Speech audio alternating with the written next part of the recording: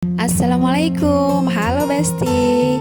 Selamat datang di channel Bayangan Semu. Makasih buat kalian semua yang sudah klik video ini ya.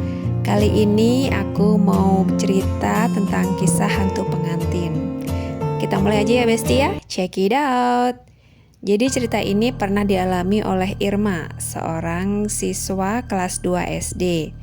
Kalian boleh menganggap cerita ini fiksi atau khayalan anak kecil, atau menganggap serius juga boleh.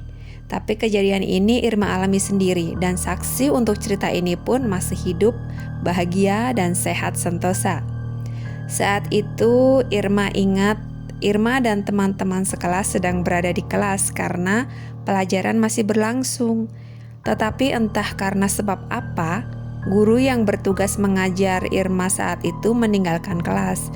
Saat itu suasana kelas masih hening, karena sebelum guru meninggalkan kelas, ia memberikan tugas kepada Irma dan teman-teman untuk tidak ribut. Namun keheningan itu hanya bertahan sesaat, sampai salah satu teman Irma yang bernama Angga nyeletuk keras.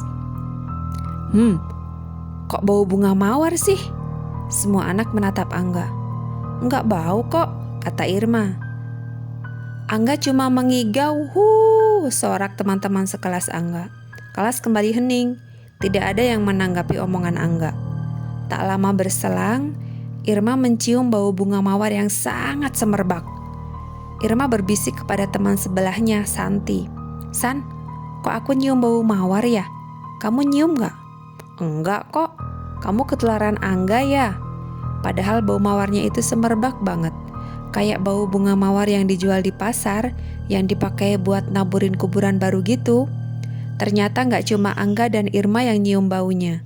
Teman Irma yang duduk di pojok belakang kelas juga menciumnya. Dia nyeletuk sama kayak Angga. Ih, bau bunga mawar banget sih. Dia ngomong sambil nutup hidungnya. Suaranya jadi kayak kodok gitu. Gara-gara suaranya yang kayak kodok, anak-anak sekelas ketawa semua. Di sela-sela anak-anak gaduh karena tertawa, Irma iseng naik kursi dan menengok keluar jendela kelas. Karena Irma duduk di bawah jendela, jadi mudah banget kalau mau nengok keluar kelas. Dan tahu apa yang Irma lihat?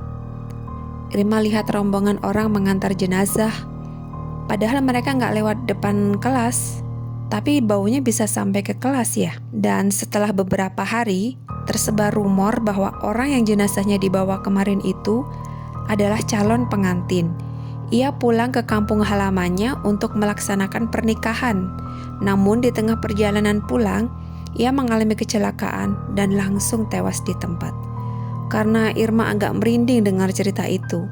Apalagi Irma orang yang pertama kali nengok ke jendela dan melihat jenazah itu dibawa. Nyali Irma agak menciut dan memutuskan untuk duduk di bangku belakang agar bisa duduk bertiga dengan temannya. Irma pikir dengan duduk dempet-dempetan, Irma merasa aman. Ternyata malah sebaliknya. Pada hari itu panasnya matahari terik banget. Anak-anak di kelas kepanasan semua. Mereka kipas-kipas pakai buku catatan.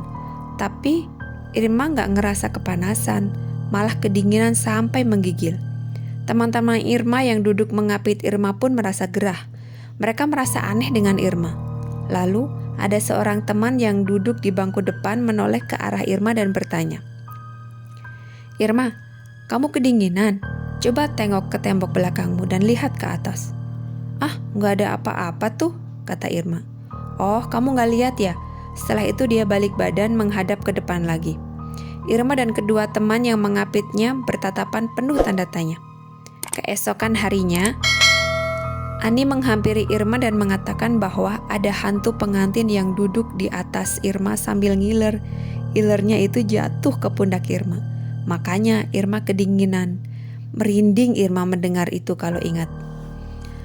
Mitos yang berkembang di desa tempat Irma tinggal berada, jika ada calon pengantin yang akan menikah, kemudian ia meninggal, hantunya atau jin yang menyerupainya bakal ngiler.